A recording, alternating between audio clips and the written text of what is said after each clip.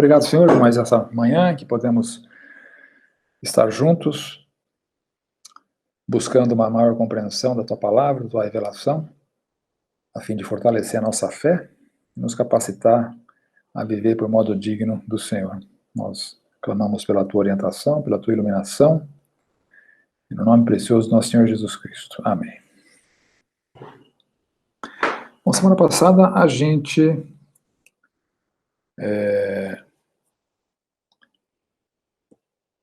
se concentrou bastante na sessão espírita ali do Saul, né?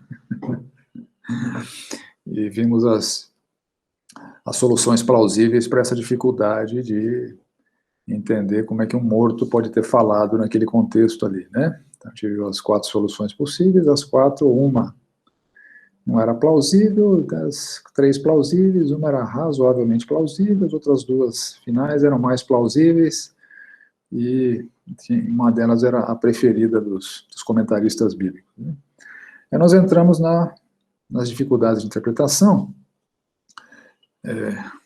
principalmente, ou exclusivamente, né, a gente viu na semana passada, a dificuldade ali do texto de Hebreus 6, de 4 a 8, e antes de entrar no texto propriamente dito, eu fiz uma breve e resumida abordagem a respeito daqueles palavrões da teologia, né, da hermenêutica, da exegese, da homilética, etc., né? E o meu recado aqui é o seguinte: sempre que você se aproxima de um texto bíblico com pressuposições fundamentadas em sistemas humanos, né, como é o caso do calvinismo, como é o caso do arminianismo, e assim por diante, você invariavelmente vai acabar deturpando alguns textos bíblicos para que eles caibam nesses sistemas humanos que são falhos. Todos eles são falhos, né? E hoje a gente vai fazer esse exercício de olhar para esse texto de Hebreus à luz desses sistemas humanos. Como é que os calvinistas aplicam a sua hermenêutica, fazem exegese, né, e a homilética, né, e apresentam a interpretação desse texto, como é que os arminianos fazem, né? E a minha proposta para vocês, que não vai ser nem calvinista, nem arminiana. Você vai dizer, mas você criou um sistema novo humano. É impossível a gente ser uma tábula rasa na hora de olhar para a Escritura. A gente tem pressupostos, tem paradigmas, mas acho que a gente pode fazê-lo com uma honestidade ou com uma intenção de não distorcermos certos textos para caber em pressupostos, porque no caso de quem assume as bandeiras dos pressupostos, calvinistas, arminianos, etc., os textos têm que ser encaixotados, cortadas as arestas para caberem no sistema. Aí nem sempre as soluções são adequadas, e quando os calvinistas são apertados, né, os escritores, citou alguns, né, o John MacArthur, o John Piper, né? Eu já vi entrevistas com eles, não, mas e tal situação? Isso é um mistério. Então as incoerências, eles jogam tudo na conta do mistério. Então a gente pode escapar disso. Eu acho que é possível escapar disso. Então vamos lá. Quem cair não pode voltar a se arrepender? Então vamos ler o texto aí. Hebreus 6, a partir do verso 4. É impossível, pois, que aqueles que uma vez foram iluminados e provaram o dom celestial e se tornaram participantes do Espírito Santo e provaram a boa palavra de Deus e os poderes do mundo vindouro e caíram, sim, é impossível outra vez renová-los para arrependimento, visto que, de novo, estão crucificando para si mesmos o Filho de Deus e expondo a ignomínia. Porque a terra que absorve a chuva que frequentemente cai sobre ela e produz erva útil, para aqueles por quem é também cultivada, recebe bênção da parte de Deus. Mas se produz espinhos e abrolhos, é rejeitada e perto está da maldição, e seu fim é ser queimada. Um texto difícil, né, indiscutivelmente difícil. Eu diria que é um dos textos mais difíceis da Bíblia, né? A dificuldade aqui é grande. Aí nós vamos ver as propostas de soluções, partindo desses dois sistemas humanos, né, o calvinista e o arminiano. Lembra do calvinista, né? E o arminiano contraria tudo que o calvinista acredita na questão da soteriologia, né? O sistema calvinista, ele é resumível, né? Então, assim, em linhas bem gerais, naquele acróstico TULIP, né, que lembra a flor, né? TULIP, que é um acróstico com base nos postulados, nas afirmações que estão em inglês, né? O T do TULIP é o total depravation, ou seja, a depravação total. E agora, para ele, a depravação total é uma realidade que impede o exercício do livre-arbítrio para crer. Essa é a implicação da depravação total do calvinista. O calvinista acha, não, o ser humano está tão depravado que ele não tem a liberdade de crer. A depravação usurpa a liberdade de crer. Então ele não consegue crer. É por isso que é necessário as outras letras, né, da tulipa. Então, a depravação total, o arminiano concorda que a depravação é total. Só que a depravação total, segundo o arminiano, não anula as faculdades mentais e não anula a liberdade humana.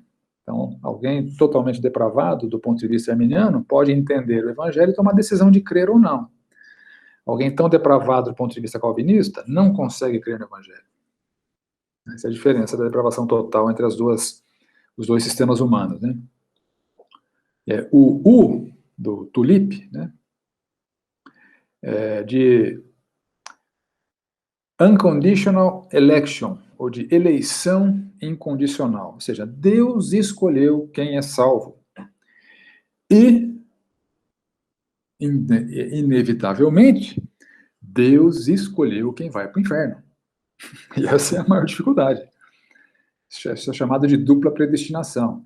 Tem uns calvinistas mais moderados que tentam amenizar esse conceito, mas filosoficamente não é amenizável. Se Deus escolheu quem vai ser salvo, ele escolheu quem vai ser condenado. Ponto. Essa é a dupla predestinação. Deus predestinou alguns para a eterna redenção e predestinou outros para a eterna danação. Agora, isso tem implicações lógicas, filosóficas e teológicas muito significativas para o caráter de Deus. Que Deus é esse que, podendo salvar todo mundo, decide mandar a metade para o inferno sem chance de salvação. Mas é isso que os calvinistas creem. E nesse particular, o Calvino crê nisso. O Calvino não foi original, o Calvino partiu do Agostinho. O calvinismo é original. Quem começou com essas ideias foi Agostinho, lá atrás, dos pais da igreja, né? E foi muito debatido na época, tal, né? Mas essa é uma conclusão inevitável, que Deus é esse que, podendo salvar todo mundo, não salva. Ele escolhe salvar alguns. E é curioso ver como é que alguns calvinistas vão tentar defender que Deus ama o mundo. Ah, legal. Deus ama o cara que ele mandou para o inferno sem chance. Isso não é amor, meu caro. Desculpa. Não existe amor sem a oferta de salvação e de misericórdia. Ah, mas Deus poderia fazer isso. Pois é, Deus poderia fazer isso se tivesse esse caráter que fizesse isso, né? Imagina que você chega num ambiente, uma piscina, tem 5 crianças se afogando, você joga a boia para 2 e deliberadamente deixa as outras 3 morrerem. O que isso fala sobre o seu caráter? É o que os calvinistas definem como sendo o caráter de Deus. Deus, podendo jogar a boia para salvar todo mundo, só joga a boia para salvar alguns e deixa os outros morrerem. Deus do calvinismo faz isso. Aí eles tentam elocubrar a compatibilização dessa realidade com um Deus amoroso. Difícil, né? Eu diria que é impossível. Então, o de eleição incondicional com essas implicações. O arminiano não crê na eleição incondicional. O arminiano crê na eleição condicional. Deus elege aqueles que ele de antemão conheceu. Como a Bíblia diz, aos que de antemão conheceu, a estes predestinou. Então, o arminiano fala, Deus sabia pela onisciência, antecipadamente, a livre resposta de fé de cada ser humano. E esses são os eleitos. Eleito nada mais é do que um rótulo daqueles que todos se salvam, de todos aqueles que se salvariam pela fé, segundo os arminianos. Isso é eleição para os arminianos. O L do Tulip, esse nem Calvino acreditava, hein? É de expiação limitada. Esse nem Calvino acreditava. Que Cristo só morreu pelos eleitos. Cristo não morreu por todos. E, na verdade, esta foi uma correção na teologia do Calvino que os seus seguidores fizeram. Porque a eleição incondicional não é compatível com a expiação ilimitada. Isso era um defeito no pensamento do Calvino, do João Calvino. Ué, se Deus escolheu quem vai para o inferno sem chance, Cristo não morreu por estes. Então, Calvino tentava argumentar e compatibilizar a expiação ilimitada com a eleição incondicional, mas não é possível você compatibilizar isso. Se Deus escolheu incondicionalmente, Cristo não morreu por todos.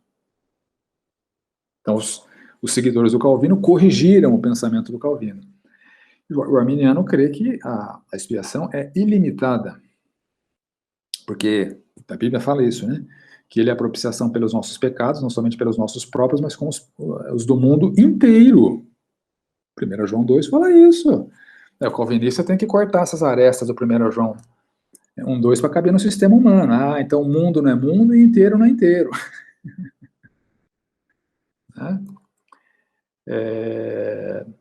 O I é de graça irresistível, irresistible grace, ou seja, quem Deus escolheu para oferecer sua graça, a pessoa não consegue resistir. Essa é a graça irresistível, não tem liberdade humana. Deus vira a chavinha do indivíduo, olha, você vai receber a minha graça. E esse que Deus escolheu que vai receber a graça dele não tem a capacidade de resistir, por isso que a graça é irresistível. O arminiano vai dizer, não, a graça é resistível, a pessoa pode decidir não crer, ela recebe a oferta de salvação e não crê, assim como acontece na vida normal. Alguém vem te oferecer uma ajuda, você diz que não quer. Então essa é a diferença entre o calvinista e o arminiano. E, finalmente, o P, de perseverança dos santos, né? Para o calvinista, o cara que Deus escolheu salvar, ele vai perseverar, ele não vai voltar atrás. A fé dele é inabalável, né? Porque foi um ato da soberania e da onipotência de Deus. Já o arminiano, ele vai falar, não, o crente ele pode perder a salvação, ele pode não perseverar na fé. E esse é um problema da teologia arminiana. Se você estava desenvolvendo alguma simpatia por eles, o problema da teologia deles é o seguinte, o cara tem liberdade para crer, mas ele tem liberdade para deixar de crer, e ele vai para o inferno. Aí você tem que jogar fora os textos de Jesus falando em João 6 e João 10, que ninguém consegue arrebatar da mão dele, aquilo que o Pai deu é maior que tudo, que das mãos do Pai ninguém consegue arrebatar. Então os textos sobre a segurança eterna são muito robustos. Então, você vê que tem texto que cabe no sistema humano do calvinista, mas não cabe no sistema humano do arminiano, e tem texto que cabe no sistema humano do arminiano, mas não cabe no sistema humano do calvinista. Por isso que eu acho que esses sistemas humanos extremos, todos eles são defeituosos. Eu acho que o meio termo é mais adequado, e os batistas, em geral, deveriam estar no meio termo, porque a teologia batista não é nem calvinista nem arminiana. A teologia batista não é nem calvinista nem arminiana. E vários teólogos de renome da atualidade não são nem calvinistas nem arminianos. Né? Para mencionar alguns aqui, né? O Norman Geisler, William Lane Craig, Paul Copan, enfim, né? J.P. Moreland. Né? Enfim. Então, a gente vai tentar compatibilizar esse texto com o resto da Bíblia. Vamos ver como é que os calvinistas dão solução para esse texto. Né?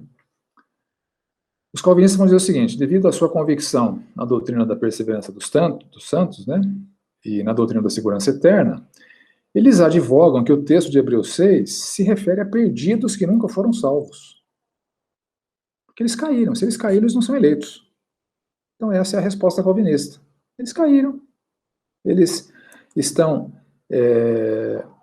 inadequados do ponto da perseverança dos santos, mas se eles não perseveraram, porque eles nunca foram salvos. Eles caíram. Então essa é a solução calvinista. Para a iluminação do que o texto fala, que uma vez foram iluminados, os calvinistas dizem, eles foram evangelizados, foram iluminados pelo Espírito, mas Deus não os salvou, Deus não os escolheu. o experimentar das dádivas celestiais, estavam no meio da igreja, eles eram joio no meio do trigo. Algumas bênçãos que Deus deu para a igreja, respingou neles. Então, eles experimentaram das dádivas celestiais.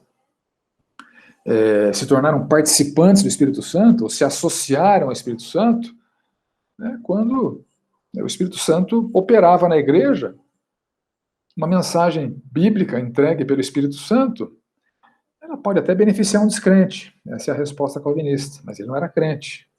É alguém que, por estar como joio no meio do trigo, ele estava participando ali das bênçãos que o Espírito Santo levava para a igreja. Então, se ele seguiu, por exemplo, os ensinamentos do Espírito Santo sobre gestão familiar, se ele seguiu os ensinamentos do Espírito Santo sobre educação de filhos, se ele seguiu os ensinamentos do Espírito Santo sobre vida profissional, ele se tornou participante dessas bênçãos do Espírito, mas não era salvo.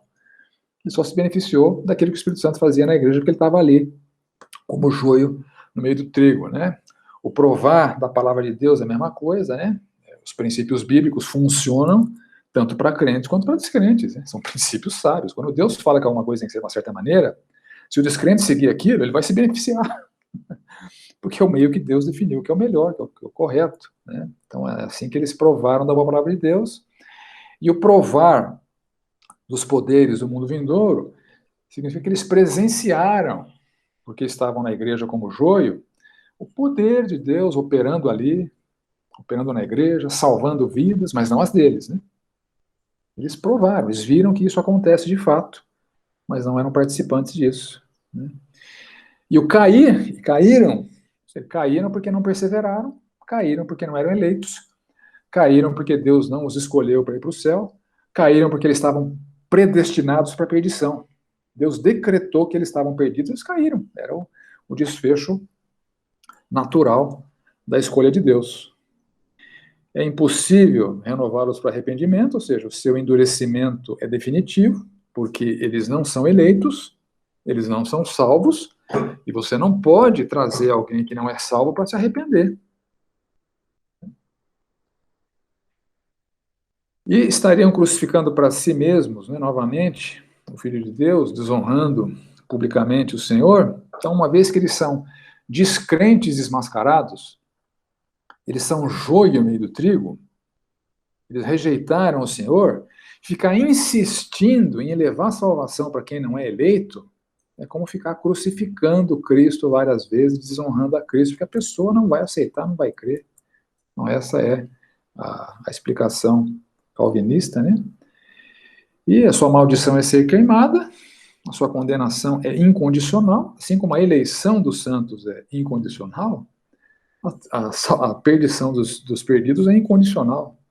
Eles vão ser queimados, eles são malditos, Deus os predestinou para o inferno, eles não têm chance de se arrepender. O fato deles não perseverarem é somente uma evidência incontestável da sua perdição, que foi pré-ordenada por Deus. Eles não tinham chance, nunca tiveram. Tentaram ficar ali na igreja, tentaram ser crentes, mas não conseguiram, porque eles estavam predestinados para o inferno. Então essa é a solução calvinista para o texto. Então o texto, por essa ótica, cabe muito bem no sistema calvinista. Né? Ao contrário de outros textos, esse texto, se você o interpreta pela hermenêutica calvinista, ele cabe muito bem no sistema calvinista. Agora vamos ver a solução arminiana. Agora, só lembrando, né, que eu não estou recomendando nenhuma delas, viu, gente? Se alguém pegar esse texto, isolar esse trecho da gravação, aí vai dizer que eu sou calvinista ou que eu sou arminiano, né? Não sou nem uma coisa nem outra, né? Eu sou ponte pretano.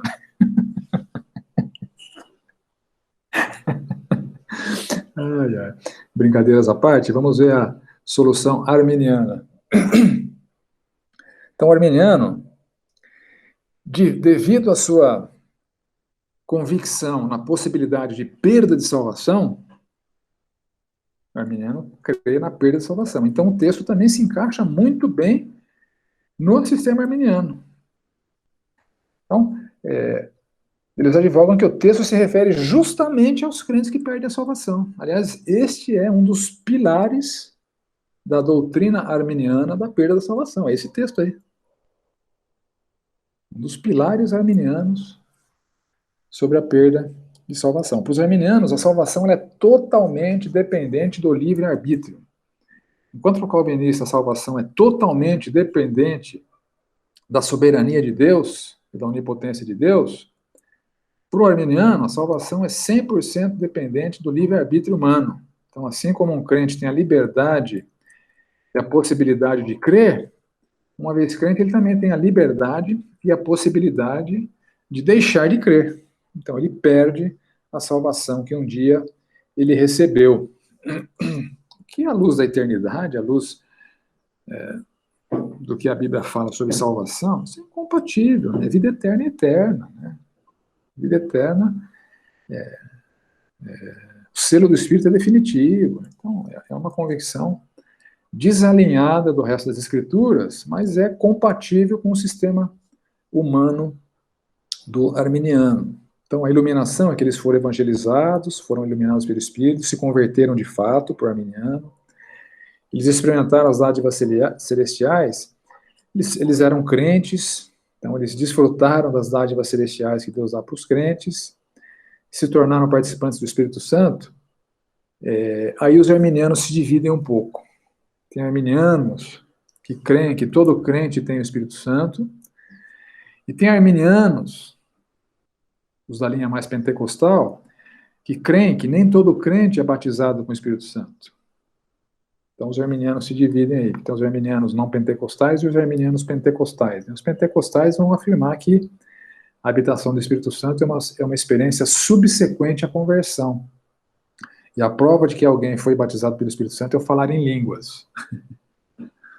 E fazer milagres, e assim por diante. Então, essa é a versão pentecostal do batismo do Espírito Santo. Mas o ter se tornado participante do Espírito Santo, para os arminianos que não são pentecostais, né, para quem é da igreja metodista, para quem é da igreja do Nazareno, né, e outras igrejas aí que são arminianas, realmente ele, quando creu, ele foi batizado com o Espírito Santo. E quando ele deixou de crer, o Espírito Santo foi tirado dele. Né? Para o pentecostal, ele vai dizer, se ele não falou em línguas, ele não foi batizado pelo Espírito Santo. Se ele falou em línguas, ele foi batizado pelo Espírito Santo. Mas esse que foi batizado pelo Espírito Santo porque falou em línguas, também pode perder a salvação. Então não tem garantia nenhuma para nenhum arminiano. Né? Provou a boa palavra de Deus, né? Obviamente, eles eram crentes, eles participaram da pregação, do ensino, da instrução na palavra, e se beneficiaram disso, como todo crente. Depois eles perderam a salvação, mas eles eram crentes. Provaram os poderes do mundo vindouro, como crentes, eles presenciaram o poder vindo do reino de Deus, né? Poder este que se manifestou nas suas próprias vidas, como acontece com todo crente. Mas depois eles vieram a perder a salvação, porque eles caíram, ou seja, eles se tornaram apóstatas. Então, para o arminiano, o apóstata é um ex-crente. Para o calvinista, um apóstata é um cara que nunca foi crente, é joio. O apóstata é sempre joio. E a impossibilidade de ser renovado para o arrependimento, uma vez que eles abandonaram a fé, eles perderam a chance de se arrepender pela segunda vez para serem salvos de novo. Essa é a versão arminiana. Então, se eles estariam crucificando novamente para si, desonrando publicamente o Senhor, porque seria desonroso para o Senhor dar uma segunda chance para quem desprezou o Senhor. Seria como crucificar o Senhor novamente, porque a primeira oferta foi rejeitada.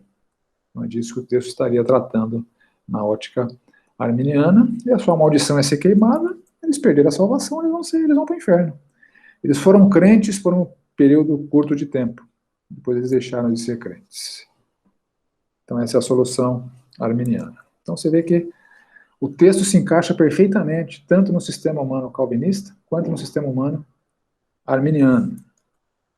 E eu vou propor uma solução que não é nem calvinista e nem arminiana. Aliás, a solução não é minha, né? Obviamente a solução é de um camarada que se chama David L. Allen, que tem um comentário muito bom de Hebreus. Né? Um dos melhores comentários de Hebreus que eu já vi. David L. Allen é um batista. Ele é um batista, e professor lá de algum seminário batista norte-americano, que escreveu esse comentário de Hebreus, especificamente para o capítulo 6, ele faz um tratado teológico ali, que é muito consistente, muito bíblico, nem arminiano, nem calvinista. Então, a solução é do David L. Allen. Então, a proposta é evitar os extremos calvinistas e arminianos, porque eles estão contaminados pelas respectivas óticas, pelos respectivos sistemas, de maneira que, uma vez que a pessoa assume a bandeira do calvinismo ou assume a bandeira do arminianismo, os textos todos têm que caber dentro das premissas calvinistas, das premissas arminianas. Esse é o problema, né? A sistematização da teologia ganha um peso maior do que a palavra de Deus propriamente dita. Ela tem que ser ajustada para caber na sistematização humana. Então vamos lá. Vamos primeiro derrubar algumas premissas sistemáticas, né? Primeira derrubada da premissa sistemática dos calvinistas, né? Que a perseverança dos santos para o calvinista não é só uma perseverança na fé, é uma perseverança na santidade. Uma perseverança na santidade. Então, se você vai ver alguns calvinistas escrevendo, por exemplo, se alguém tem um pecado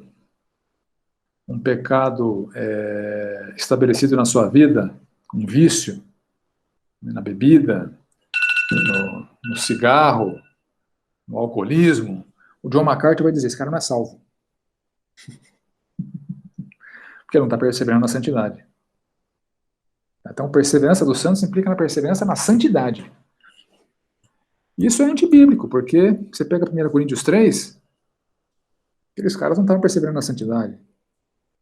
Paulo escreve assim para eles, eu, porém, irmãos, não vos pude falar como espirituais, assim como a carnais, como a crianças em Cristo.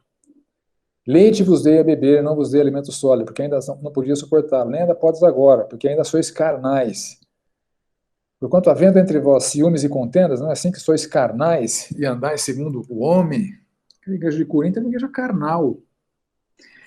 E se você ler 1 e 2 Coríntios, você vai ver que essas brigas e contendas eram o menor dos problemas daquela igreja. Tinha corintiano ali que transava com a madrasta. E era salvo. Tinha corintiano ali que era partidário de Paulo, de Apolo, promovia divisão na igreja.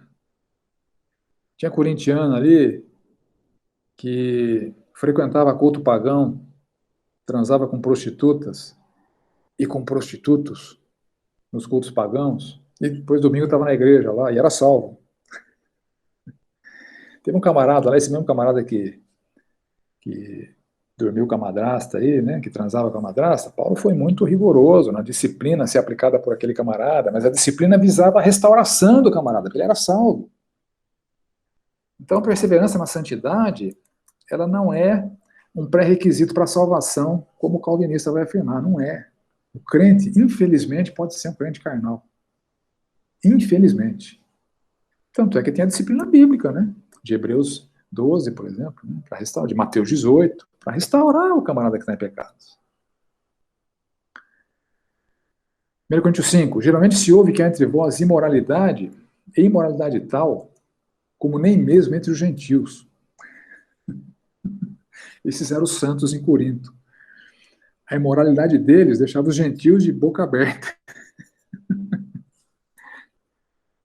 É uma realidade. E eles eram salvos.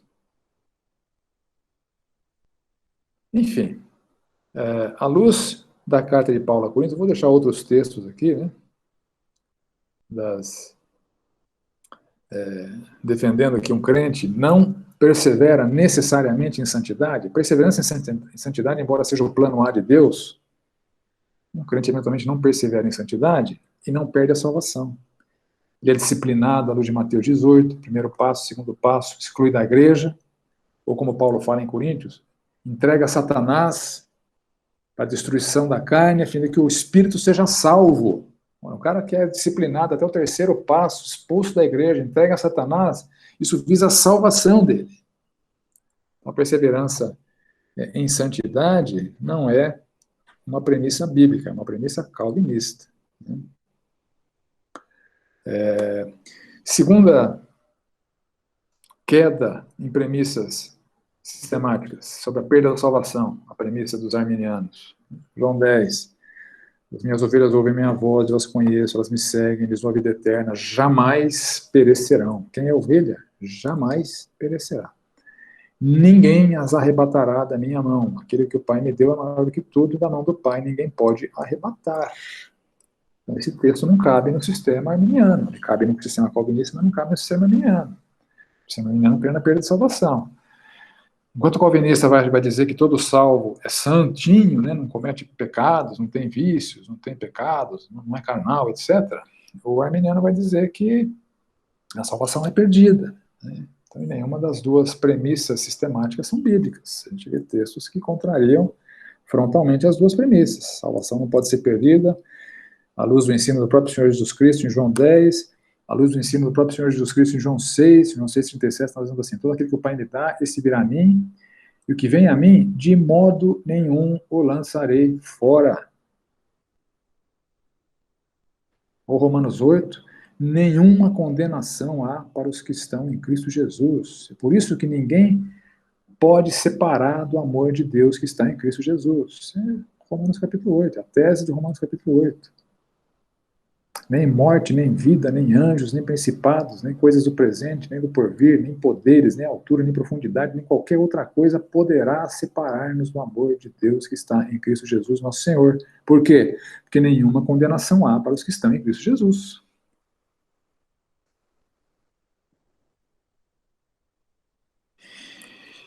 Então, os defeitos de cada teologia em relação a esse texto são calvinista, que o santo vai perseverar. Então, quem cai não é salvo. Do arminiano, o defeito é que o salvo pode cair, pode perder a salvação. Por isso que os textos se encaixam nos sistemas humanos justamente nos defeitos de cada sistema humano. Então, qual que é a proposta do David L. Allen, né, de outros que não são nem calvinistas nem arminianos, para a interpretação de Hebreus 6? Bom, a primeira premissa que a gente verifica na Bíblia: a linguagem para descrever disciplina de crentes é de extremo rigor. Embora seja possível que um crente seja carnal, que um crente viva em pecado, Deus não tolera isso não. Deus vai disciplinar com todo rigor. Então, não há uma permissividade da parte de Deus. Há uma constatação de que algumas pessoas não vão estar andando de acordo com o padrão de Deus. Mas Deus vai discipliná-la. E a linguagem bíblica para descrever essa disciplina é de extremo rigor. Veja a linguagem bíblica que Paulo usa na 1 Coríntios 5. Eu, na verdade, ainda que 1 Coríntios 5, verso 3. A partir do verso 3. Eu, na verdade, ainda que ausente em pessoa, mas presente em espírito, já sentenciei, como se estivesse presente, que o autor de tal infâmia seja, em nome do Senhor Jesus, reunidos vós e o meu espírito, com o poder de Jesus Cristo, nosso Senhor, entregue a Satanás para a destruição da carne, a fim de que o espírito seja salvo no dia do Senhor Jesus. Então, o extremo da disciplina de Deus é entregar a pessoa para Satanás, destruir a vida da pessoa. Mas ela vai ser salva. Vai ter uma vida aqui terrível. A disciplina de Deus vai fazer da vida da pessoa uma vida miserável, mas ela vai ser salva. Mas a linguagem, não poderia ter linguagem mais forte do que essa. A pessoa vai ser entregue a Satanás. É um crente entregue a Satanás. Deus fala, peneira, né? Como Jesus falou de Pedro lá, né? Faz o que você quiser. Joga para cima, dá bordoada. Esse é o caso extremo de disciplina. Ou a disciplina que o Senhor Jesus descreve em Mateus 18. Se teu irmão pecar, vai arguir entre ti e ele só. Se ele te ouvir, ganhaste teu irmão. Se, porém, não te ouvir, toma ainda contigo uma ou duas pessoas, para que, pelo depoimento de 2 ou 3 testemunhas, toda a palavra se estabeleça. E se ele não atender, dize-o à igreja. E se recusar também a ouvir a igreja, considera-o como gentil e publicano. É a exclusão da igreja, né? É entregar para Satanás. Considera, trate essa pessoa como não sendo nem crente. E Paulo em Coríntios fala, com esse aí vocês nem comam. Você pode sair para comer com um pagão. Com um crente que foi excluído da igreja, não se relaciona com ele. Então, é uma linguagem de extremo rigor para descrever a disciplina. 1 Coríntios 3, manifestada será a obra de cada um, a partir do verso 13. Pois o dia demonstrará, porque está sendo revelada pelo fogo. E qual seja a obra de cada um, o próprio fogo provará. Se permanecer a obra que alguém sobre o fundamento edificou, esse receberá galardão. Se a obra de alguém se queimar, sofrerá ele dano, mas o mesmo será salvo, todavia, como que através do fogo. Salvação através do fogo. E fogo é só para o inferno? Não, a pessoa vai ser salva pelo fogo. Porque as obras que ela praticou aqui nessa vida se queimaram todas, não sobrou nada, não tem mérito nenhum, e não tem mesmo, né? A pessoa só vai ser salva porque crê em Cristo.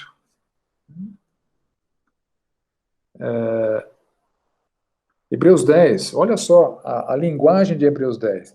Se vivermos deliberadamente em pecado, depois de termos recebido o pleno conhecimento da verdade, já não resta sacrifício pelos pecados. Perceba a similaridade de João 10, de Hebreus 10 com Hebreus 6. Já não resta sacrifício pelos pecados. Pelo contrário, certa expectação horrível de juízo e fogo vingador prestes a consumir os adversários. Sem misericórdia, morre, pelo depoimento de 2 ou 3 testemunhas, quem tiver rejeitado a lei de Moisés. De quanto mais severo castigo julgais vós, será considerado digno aquele que calcou aos pés o Filho de Deus e profanou o sangue da aliança com o qual foi santificado e ultrajou o Espírito da graça? Ora, nós conhecemos aquele que disse, a mim pertence a vingança, eu retribuirei. E outra vez, o Senhor julgará o seu povo. Tudo isso aqui é para o povo de Deus. Horrível coisa é cair nas mãos do Deus vivo. É a linguagem de disciplina de Deus de Hebreus 10. O Senhor julgará o seu povo. Horrível coisa é cair nas mãos do Deus vivo.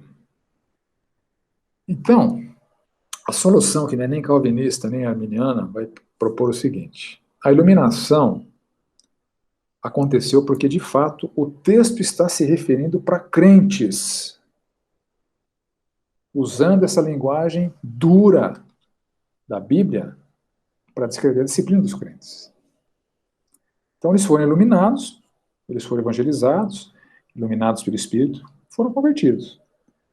Experimentaram as dádivas celestiais, foram abençoados por Deus, por serem filhos de Deus. Se associaram ao Espírito Santo, pois foram habitados pelo Espírito Santo, foram instrumentos do Espírito Santo, foram utilizados pelo Espírito Santo na sua obra de edificação da igreja, na sua obra de evangelização, porque de fato eles eram crentes, né? Eles são crentes. Eles provaram a boa palavra de Deus, porque foram praticantes da palavra e se beneficiaram disso. Eles provaram dos poderes do mundo vindouro, eles presenciaram o poder vindo do reino eterno, se manifestando nas suas vidas e através das suas vidas. Eles caíram, eles se voltaram para o pecado, como acontecia com os corintianos lá de 1 Coríntios. Né? E a advertência de 1 Coríntios 10 é aquele que pensa estar em pé, veja que não caia. Então, cair é uma realidade, é uma possibilidade real na vida de todo crente, é possível cair. Tanto é que nós precisamos ser vigilantes para cuidarmos para que não caiamos, porque nós podemos cair. Nós podemos viver deliberadamente em pecados, conforme Hebreus 10, 26. Se vivermos deliberadamente em pecado, depois de termos recebido o pleno conhecimento da verdade, já não resta sacrifício pelos pecados. É uma linguagem dura. Você está desprezando o sacrifício de Cristo. Cristo morreu por essa prática que você está insistindo em praticar. Isso é um desprezo à obra de Cristo. Você está sendo obstinado, desprezando o que Cristo fez por você na cruz. Está banalizando a morte de Cristo. E a impossibilidade de serem renovados para arrependimento significaria o seguinte, nessa solução moderada. É impossível que eles sejam chamados novamente para o arrependimento, para a fé em Cristo, porque eles já passaram por isso. Conversão é uma só. Você não evangeliza crentes. Isso é uma continuação do assunto que foi começado no capítulo anterior. No capítulo 5, o capítulo 6 é uma continuação do capítulo 5. No capítulo 5, a advertência do autor de Hebreus foi o seguinte: quando vocês já deviam ser mestres, levando em conta o tempo decorrido, vocês têm novamente a necessidade de alguém que lhes ensine quais são os princípios elementares dos oráculos de Deus. Passaram a ter necessidade de leite, não de alimento sólido. Ora, todo aquele que se alimenta de leite é inexperiente na palavra da justiça, porque é criança. Mas o alimento sólido é para os adultos, para aqueles que pela prática têm as suas faculdades exercitadas para discernir não somente o bem, mas também o mal. Por isso, capítulo 6, deixando os princípios elementares da doutrina de Cristo, avancemos para o que é perfeito, não lançando de novo a base do arrependimento de obras mortas e da fé em Deus. Você percebe que o capítulo 6 aqui está continuando o assunto do capítulo 5. A advertência do capítulo 5, vocês são imaturos, vocês não cresceram, vocês precisam de leite. Vocês não precisam ficar ouvindo do evangelho toda hora. Vocês têm que crescer, vocês têm que ir adiante, têm que avançar porque é perfeito. E não ficar lançando de novo a base de arrependimento de obras mortas da fé em Cristo.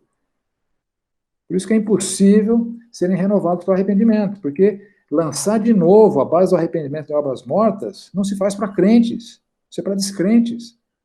Arrependimento e conversão é um fato único na vida da pessoa. Quando você vê o capítulo 6 do capítulo 5, está explicado o que ele está falando ali. Paulo explicou antes, no capítulo 5. Então, a impossibilidade de ser renovado para arrependimento tem a ver com o finalzinho do capítulo 5, começo do capítulo 6. Avancemos porque é perfeito, não lançando de novo a base do arrependimento de obras mortas e da fé em Deus. O ensinamento de batismos, a imposição de mãos, a ressurreição dos mortos, do juízo eterno. Avança, sai dessa fase elementar da vida cristã. Né? Então, esse é o diálogo que o autor estabelece com a sua audiência ali. Então, quando você avalia o capítulo 6 à luz da continuidade do capítulo 5, fica claro que ele está falando para crentes imaturos, que não cresceram e que estão vivendo em pecado. E querem ficar ouvindo de novo do evangelho. Cara, não é para ficar ouvindo de novo do evangelho, já passou dessa fase. Já passou dessa fase.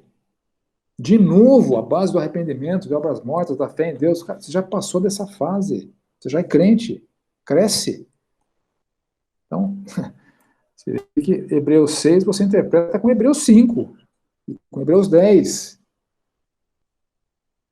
Então, é preciso avançar no conhecimento doutrinário, é preciso deixar de ser recém-nascido, tem que passar a obedecer, abandonar as práticas pecaminosas. Era a luta de Paulo com os coríntios. Eles estão frequentando o culto pagão, eles estão transando com as prostitutas e prostitutos cultuais. Você acha que isso é normal? Vocês já passaram do ponto de serem chamados ao arrependimento. Isso é ofensivo a Cristo. Vocês já expressaram arrependimento. Estão contrariando o arrependimento que vocês professaram. Isso é vergonhoso. A época do arrependimento, da conversão, já ficaram para trás. Então, estariam crucificando novamente para si e desonrando publicamente o Senhor? Primeiro, o novamente não está no original, né? Estão crucificando para si e desonrando o Senhor porque estão contrariando o arrependimento que tiveram e estão chafurdando nos pecados pelos quais Cristo morreu. Isso é desonroso para Cristo. Estão banalizando o sacrifício de Cristo. Um crente não pode ser reevangelizado. Seria como crucificar Cristo só para ele de novo. Não, você já se arrependeu, você já creu. Né? Agora avança. Sai da carnalidade, sai da infantilidade, abandone pecados. Esse é o discurso de Hebreus 6. É o mesmo discurso de Hebreus 10. Abandonem o pecado. Né? E a maldição é ser queimada é uma linguagem dura de disciplina, compatível com a linguagem que Paulo usa em 1 Coríntios 3, vai ser salvo através do fogo, que Paulo usa em 1 Coríntios 5, alguém que entregue a Satanás para a destruição da carne.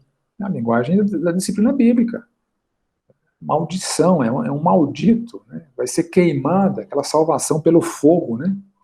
Uma linguagem dura de disciplina e inadequação. Ou Hebreus 10, né? Certa expectação horrível de juízo e fogo vingador, prestes a consumir os adversários. Quem são os adversários? É o povo de Deus que vive deliberadamente em pecado. Deus vai tratar como adversário no rigor disciplinar, mas não ao mandá-los para o inferno, porque pelo fogo alguém é salvo.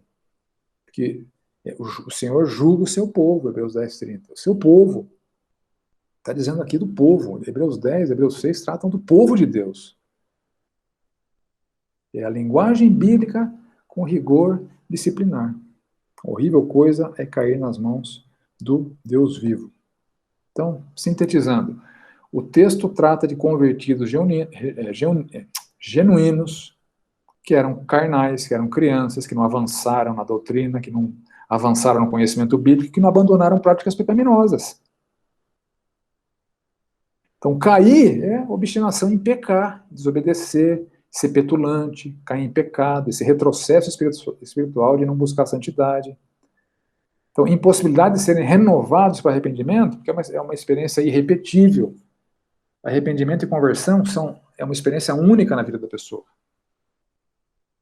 Só lhes resta uma disciplina rigorosa, cuja linguagem é compatível tanto com a própria Epístola de Hebreus, quanto com a linguagem utilizada na Bíblia, no Novo Testamento. Então, o texto trata de crentes obstinados em pecados que estão sendo duramente advertidos pelo autor da Epístola aos Hebreus, não só pelo seu pecado, mas também pela sua imaturidade cristã e pelas suas fragilidades teológicas. Essa é a advertência do autor aos Hebreus, aqui no capítulo 6. Tá claro, gente?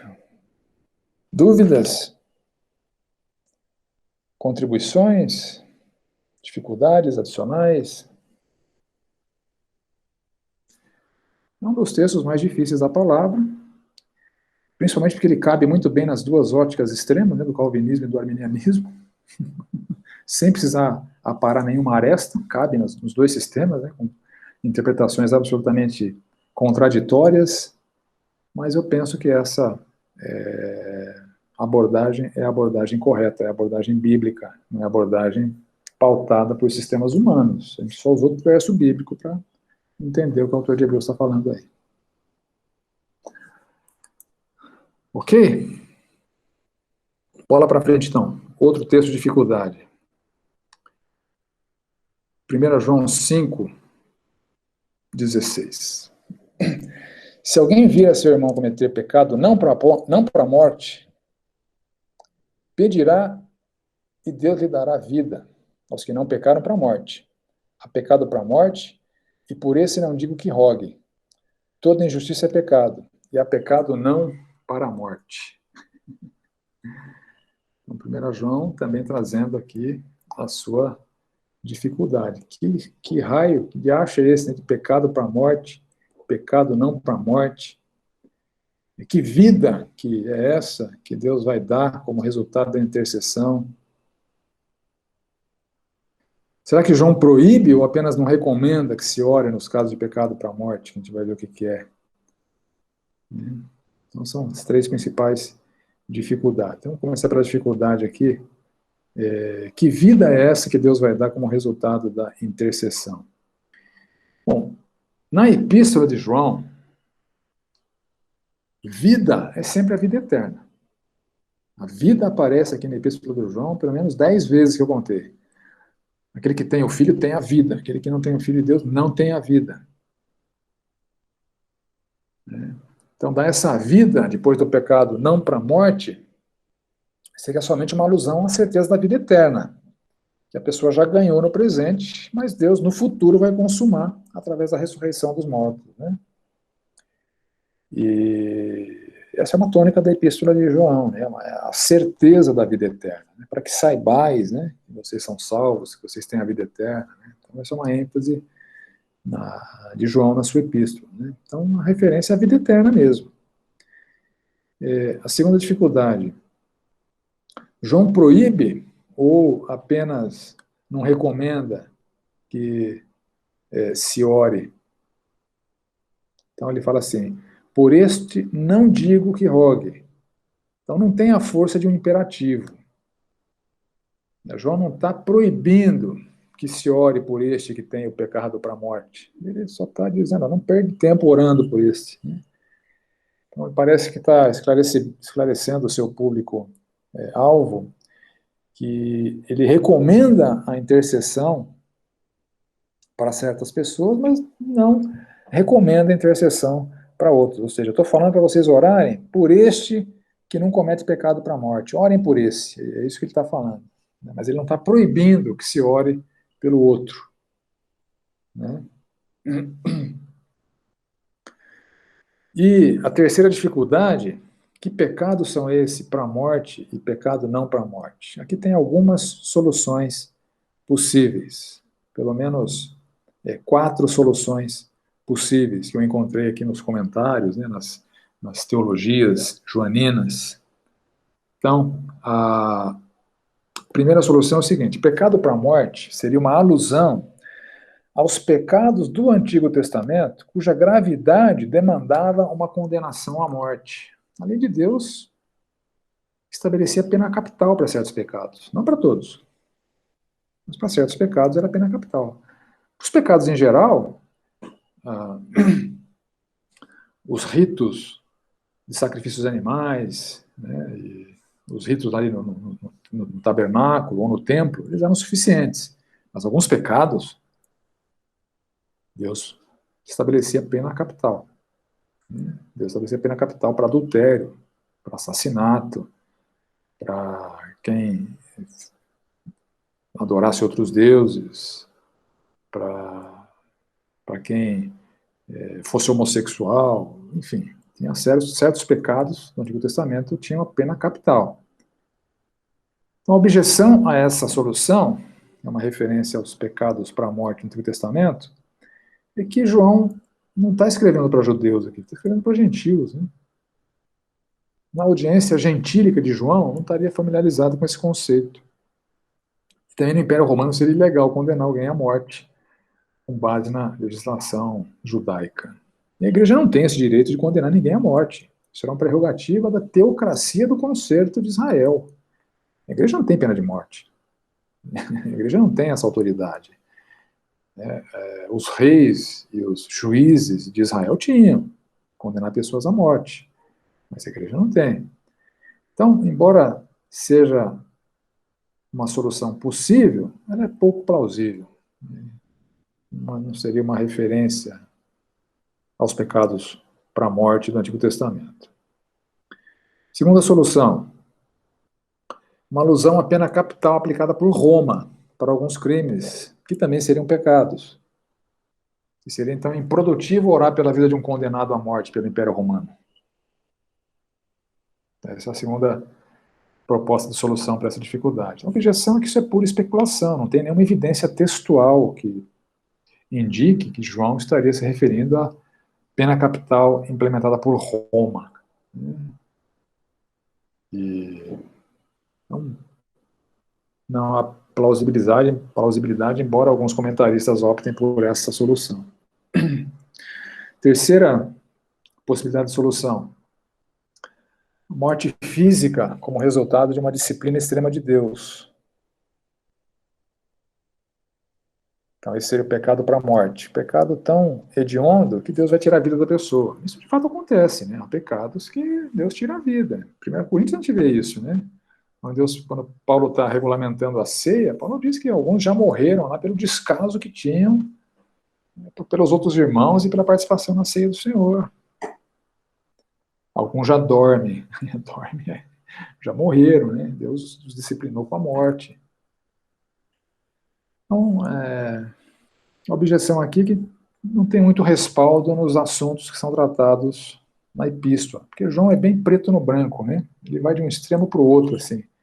Ou é filho de Deus, ou é filho do diabo. Quem tem a vida, quem não tem a vida. João não trata aqui de crente carnal, João não trata de disciplina bíblica, João vai de um extremo para o outro, né? Ele fala de crentes e descrentes. Não abre margem para conceitos como crente carnal, disciplina bíblica, etc. Então, é possível essa solução, mas pouco plausível. E a quarta solução, que é a mais recorrente, né, na literatura de comentários, né, da Epístola de João, nas duas outras ocorrências da morte na Epístola, o significado é a morte eterna, é a perdição. Então, o apóstolo já apontou pecados que demonstram que a pessoa não tem a vida, mas permanece na morte.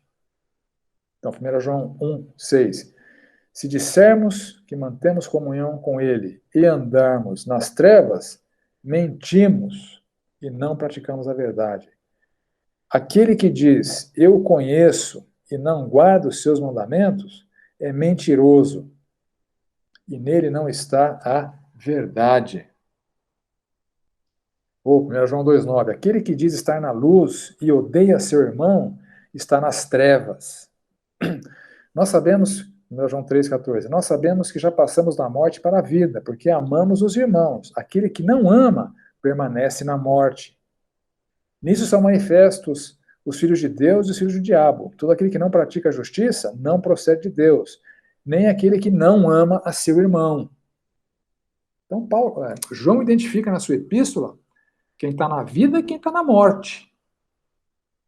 É uma referência aos falsos crentes, né, que se dizem crentes, mas não amam o seu irmão, né, e tem evidências na sua vida que eles não são salvos, embora se apresentem como salvos. Muitos se apresentavam como apóstolos, muitos se apresentavam como pregadores, e eram instrumentos de Satanás. Então, o que João está dizendo, não, olha, não é para esse que eu estou falando para orar, eu estou falando para orar pelos nossos. Porque você permanece na morte. São falsos crentes, falsos mestres, né? São hereges, e etc. Né? Então, pecados para a morte são aqueles pecados que evidenciam os falsos crentes. São os pecados que são a prova incontestável de que a pessoa não é crente. Alguém que falha nos testes que João apresenta aqui na epístola. João apresenta o teste teológico. Em função do que a pessoa diz que crê, você pode dizer se ela é salva ou não. João apresenta um teste moral. Em função das práticas que uma pessoa pratica, você vai dizer se ela está na luz ou se ela está nas trevas. E João vai apresentar o teste relacional. Quem não ama seu irmão não é salvo, está na morte. Então aqui João está fazendo oposição a esses falsos crentes, falsos mestres, falsos apóstolos, etc., que assolavam a igreja. Então, embora João não esteja proibindo que se ore por estes, João está mencionando que eles têm pecados para a morte, ou seja, tem pecados que indicam que eles permanecem na morte, como ele já argumentou em outros textos, né? E não é para esse que eu estou dizendo para orar, eu estou dizendo para orar pelos nossos aqui, pelos que são salvos. Então é disso que o texto está falando, né? São os pecados que evidenciam que a pessoa permanece na morte. Isso é compatível com o pensamento joanino. Tá claro, gente? Dúvidas? Então avancemos para o próximo texto de dificuldade, esse também é bem difícil. Blasfêmia contra o Espírito Santo. Pecado sem perdão.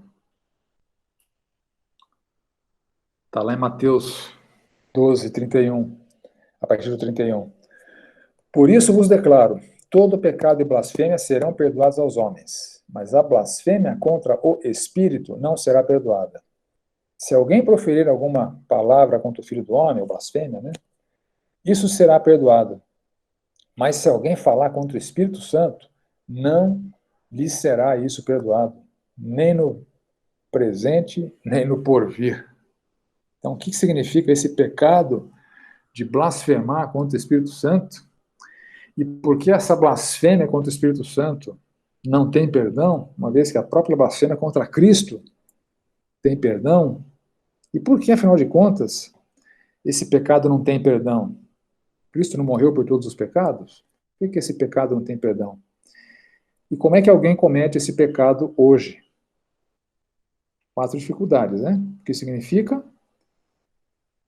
Porque a blasfêmia contra Cristo tem perdão, mas contra o Espírito não tem? E por que esse pecado não tem perdão, uma vez que Cristo morreu por todos os pecados? E quarto, como alguém pode cometer esse pecado hoje? Então vamos lá, primeira dificuldade. O que significa blasfemar contra o Espírito Santo? De novo, contexto. Na Bíblia se interpreta com a própria Bíblia e precisa olhar o contexto de Mateus para saber qual é o assunto que está sendo tratado, o que está acontecendo para Jesus fazer essas afirmações que fez. Então começamos a ler ali um pouquinho antes, no verso 22. Então lhe trouxeram um endemoniado, cego e mudo, e ele o curou, passando o mudo a falar e a ver. Era cego e mudo, um demônio. Foi exorcizado, Cristo restaurou a sua visão e restaurou a sua habilidade de falar. E toda a multidão se admirava e dizia: é este porventura o filho de Davi? A multidão ficou impressionada com aquilo e estava bem favorável, bem predisposta a receberem, a acatarem os ensinamentos de Cristo, o que provocou ira nos fariseus, nos oponentes de Cristo. Os fariseus disseram o seguinte: mas os fariseus, ouvindo isso, murmuravam: este não expele demônios, senão pelo poder de Belzebu, o maioral dos demônios. Então, olha o contexto. Aqueles fariseus, eles testemunharam, assim como o povo, o poder do Espírito Santo de Deus agindo através do Filho de Deus, fazendo curas, milagres, exorcismo. E eles atribuíram esse poder a Belzebu, a Satanás. Este foi o seu pecado que Jesus afirmou que não teriam perdão. O pecado foi, eles veem a manifestação sobrenatural, incontestável, do poder do Espírito de Deus se manifestando através de Cristo. Sendo testemunho ocular disso, eles dizem que é de Belzebu. Esta é a blasfêmia contra o Espírito. Este pecado não tem perdão. Então, por que se blasfemar contra Cristo tem perdão, mas se blasfemar contra o Espírito não tem perdão? Então, Jesus está dizendo o seguinte, que ele perdoaria até quem lhe ofendesse. Mas não é possível perdoar, segundo Jesus, quem atribui o poder do Espírito a Belzebu. Ele viu, ele testemunhou. Né? Ele poderia ofender o homem Jesus Cristo, seria uma reação até esperada dos ignorantes, dos que discordavam de Cristo, né? Um debate de ideias mais acalorado, alguém poderia ofender a Cristo, seria perdoado. Agora, ofender o Espírito, ali naquele contexto, significa permanecer na obstinação da incredulidade, depois da prova incontestável do poder de Deus através do Espírito por meio de Cristo. Eles estão amaldiçoando o privilégio de terem sido testemunhas oculares dessa majestade. Então eles estão num nível de obstinação tão grande que chegaram ao ponto de não retorno. Mas Jesus não morreu por todos os pecados? Sim, mas a eficácia do perdão é concedida somente aos que têm fé. A obstinação pela incredulidade, depois da prova inconteste do milagre do poder do Espírito, impede a eficácia do perdão que é condicionada à fé. Eles ficaram obstinados na incredulidade. Depois de virem tudo que viram, as provas maravilhosas, incontestáveis, eles ainda permanecem obstinadamente na rejeição a Cristo, acusando o Espírito Santo de ser Belzebu. Então o pecado não tem perdão porque o perdão dos pecados está vinculado à resposta de fé. Eles passaram do ponto de retorno, eles nunca vão crer. A sua blasfêmia contra o Espírito Santo é um indicativo de que eles estão obstinados em não crer. Por isso que eles não vão ser perdoados, porque eles blasfemaram contra o Espírito Santo. Foram testemunhas oculares, receberam as provas incontestes, que nós não recebemos, né? Que as futuras gerações não receberam. Então, isso nos remete à quarta pergunta. Como alguém comete esse pecado hoje? Não, hoje esse pecado não pode mais ser cometido. Esse era um pecado possível somente nos dias de Jesus, quando o Espírito Santo estava operando milagres tão sobrenaturais e realizando essas provas tão incontestáveis da majestade de Deus através do Espírito Santo. Então, são aquelas testemunhas oculares desse poder de Deus que cometeram essas blasfêmias contra o Espírito Santo. Hoje em dia, esse pecado não é mais possível, porque Jesus não está mais encarnado na Terra, ele não está mais fazendo milagres pelo poder do Espírito. Mas ainda é possível hoje alguém permanecer obstinado pela incredulidade. Mas isso não é blasfêmia contra o Espírito Santo. É importante a gente entender os conceitos bíblicos, né? Tem certas realidades bíblicas que são irrepetíveis, que aconteceram só nos tempos bíblicos, né? O mar ter se aberto, foi só naquela circunstância. A primeira descida do Espírito Santo em Pentecostes, só aconteceu ali. E a blasfêmia contra o Espírito Santo, só era possível ali. Embora hoje seja possível a permanência na obstinação pecaminosa e na rejeição a Cristo, nós não podemos chamar isso de blasfêmia, porque a pessoa não viu o que eles viram. Então, blasfêmia contra o Espírito Santo é ver o Espírito Santo agir e dizer que é Beuzebu. Essa é a blasfêmia contra o Espírito Santo. Então, hoje as pessoas continuam obstinadas na incredulidade, mas isso não é blasfêmia contra o Espírito Santo. A blasfêmia é para aqueles que viram e disseram, isso é coisa de Beuzebu. Então, hoje não é possível mais praticar esse pecado, embora seja possível a incredulidade e não receber a salvação por conta da incredulidade. Mas é importante a gente usar a terminologia bíblica nos contextos corretos. Hoje não há mais blasfêmia contra o Espírito Santo, só naquela época. Tá claro, gente?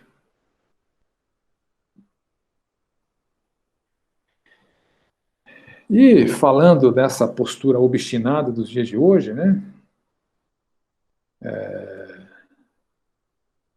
Essa postura obstinada que não é blasfêmia contra o Espírito Santo, acontecia na época de Cristo, acontece hoje, né? Certa vez o Senhor Jesus se dirigiu aos judeus incrédulos e disse o seguinte: examinais as Escrituras, porque julgais ter nelas a vida eterna, e são elas mesmas que testificam de mim, contudo não quereis vir a mim para teres vida. Então, assim como aqueles não quiseram ter a vida eterna que o Senhor Jesus ofereceu para eles, hoje muitos não querem. Ou, nas palavras de Estevão, né, quando foi martirizado em Atos 7, homens de dura cerviz, incircuncisos de coração e ouvidos, vós sempre resistis ao Espírito Santo, assim como fizeram vossos pais. Então, aquela resistência ao Espírito Santo que acontecia naquela época, acontece nos dias de hoje. Mas isso não é blasfêmia contra o Espírito Santo. Blasfêmia contra o Espírito Santo é o que aqueles fariseus fizeram quando viram a prova em conteste e disseram que foi obra do Espírito Santo. Tá? Ok. Próximo texto, dificuldade. 1 Pedro 3. Cristo foi e pregou aos espíritos em prisão. Barbaridade, hein? O que é isso que Cristo fez?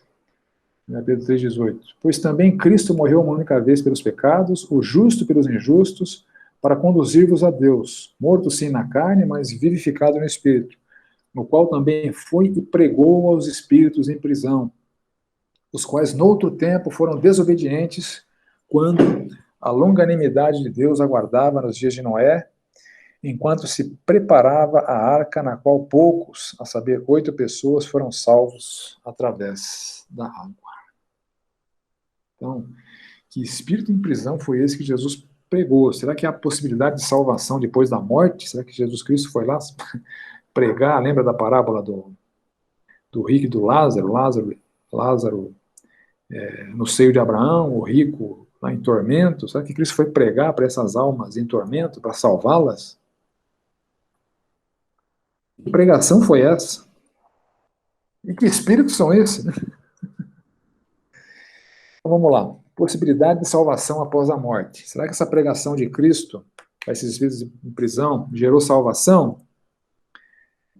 Mas a Bíblia fala claramente, né? Hebreus 9, 27. E assim como aos homens está ordenado morrerem uma só vez, vindo depois disso o juízo. Esse é um texto que derruba a doutrina da reencarnação. Aos homens está ordenado morrer uma só vez, vindo depois disso o juízo. E derruba a possibilidade de alguém ser salvo depois que morreu. Morreu, é juízo. Não tem salvação depois da morte. Tem um paspalho aí que escreveu um livro, vendeu barbaridade, né? Chama Rob Bell. O livro chama Love Wins, né? O Amor Vence. Ele fala dessa possibilidade de salvação depois da morte. Ele fala da cabeça dele, né? Isso não tem nenhum respaldo na escritura, né? A chance de alguém ser salvo é aqui e agora. Morreu, o destino está sacramentado, é juízo, né? Não tem outra possibilidade. Agora, que pregação foi essa? Seguramente não foi o evangelho. Eles não foram lá pregar o evangelho, porque o evangelho não surtiria o efeito de salvação. Olhando para outro texto de Pedro, um pouquinho mais para frente, no verso 22 do capítulo 3,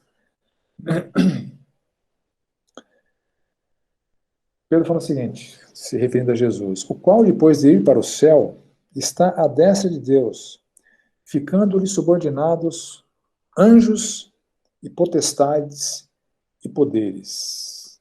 Então, todas as forças espirituais, do bem ou do mal, estão subordinadas a Cristo. Então, essa pregação aos espíritos em prisão possivelmente se refere a esse anúncio de vitória que lhe deu toda a autoridade nos céus e na terra.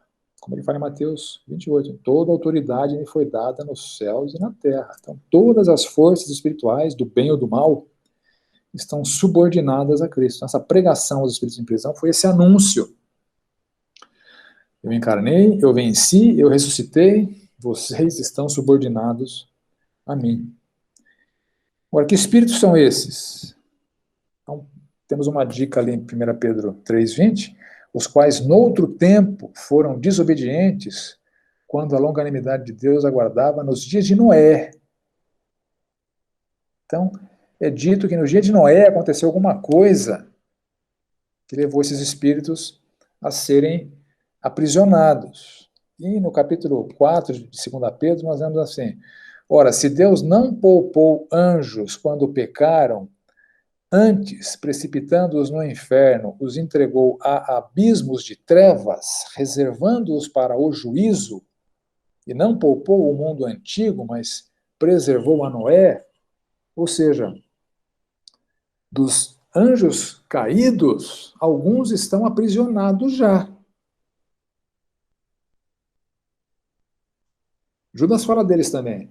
E a anjos que não guardaram seu estado original, mas abandonaram seu próprio domicílio, ele tem guardado sob trevas, em algemas eternas, para o juízo do grande dia. Então, esses espíritos caídos, que foram reservados para o juízo, são anjos caídos, demônios, aprisionados. O seu pecado e aprisionamento aconteceu nos tempos do dilúvio. A Bíblia não dá mais detalhes do que isso. Não foi sexo com mulheres, né, como nós já vimos lá, porque anjos não fazem sexo. E Jesus foi até eles anunciar sua vitória e confirmar sua autoridade. Vocês estão aqui sob algemas eternas, agora quem manda aqui em vocês sou eu. Foi essa pregação que Jesus Cristo fez para esses anjos aprisionados por conta de pecados que cometeram ali na época do dilúvio. A gente não tem mais detalhes do que isso. Bom, mas não tem possibilidade de salvação depois da morte. Né?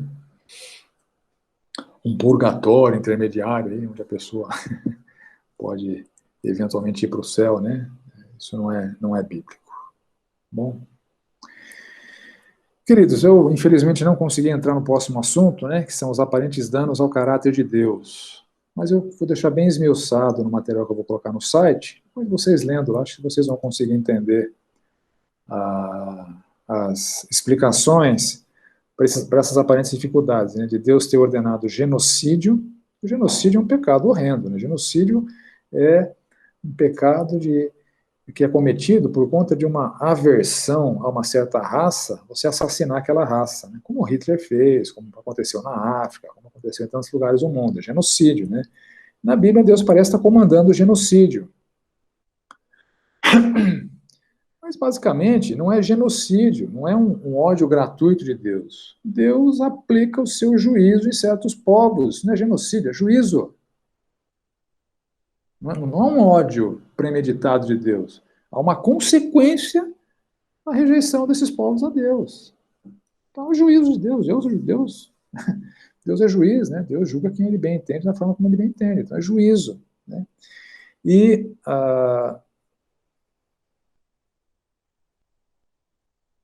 oportunamente, mais para frente, Deus parece punir uma geração por erros de outra e ainda manda matar crianças de peito. Fala lá, matarás homem, mulher, meninos, crianças de peito, bois, ovelhas, etc. Então, como é que Deus pode matar, punir uma geração por erro dos seus antepassados? Né? E como é que Deus ordena o assassinato de crianças?